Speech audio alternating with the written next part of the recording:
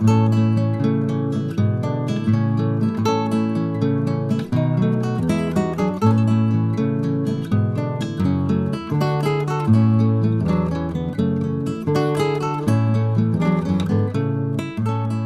శ్రీమన్నారాయణ. రాధే రాధే.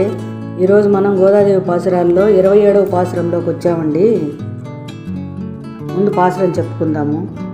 கூடாரை வெல்லும் சீர் கோவிந்தா உந்தன்னை பாடிப்பறை கொழு செம்மானம் நாடு புகழும் பரிசினால் நன்றாக சூடகமே தோல்வழியே தோடே செவிப்பூவே பாடகமே என்றனையின் பலகரந்து யாமணிவோம் ஆடையிடுவோம் அதென்ன பின்னே பால் சோர் உடனே பெய்து முழங்கு வழிவாதா கூடி இறந்து குளிர்ந்தேலோரெம்பாவாய் ఆండాళ్ తిరువలిగడే శరణం శరణం.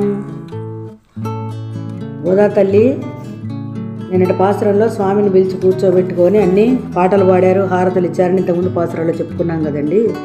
ఈరోజు పాసురంలో అమ్మ స్వామికి పరమాన్నం వండి పెడతానంటోంది.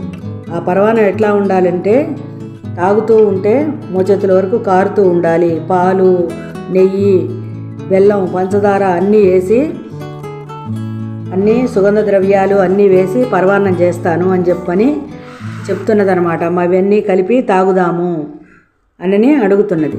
మరయ్యని వాయిద్యాన్ని అడిగారు కదా వీళ్ళు. స్వామి ఇస్తానన్నట్ట. శ్రీరామ విజయాన్ని చాటుతూ రావణ వధ అయిన తర్వాత పెద్ద బాజా ఉంటుంది, అట్లాంటి బాజాని తెప్పించారట స్వామి. అది చాలా పెద్ద పరైట. తర్వాత నడుము కట్టే వాయిద్యం ఒకటి ఉన్నదట. స్వామి ఘటనా నృత్యం చేసేటప్పుడు నడుము కట్టుకున్నారట.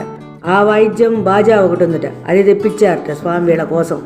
భక్త గోష్ఠికే మంగళం పాడే శటగోపులు వాళ్ళని పిలిపించారట మంగళం పాడటానికి. దీపానికి మనం చెప్పుకున్నాను నేను దీపలక్ష్మి అని. దీపాన్నే లక్ష్మీదేవి అనుకుంటాం కదా, ఆ లక్ష్మీదేవినే పంపించారట స్వామి. మళ్ళా మంగళహారతులు ఇవ్వటానికని చెప్పని అందరినీ పంపించారట. తర్వాత ఆదిశేషుడిని పంపించారట, జెండాకి గరుత్మంతుడిని పంపించారట.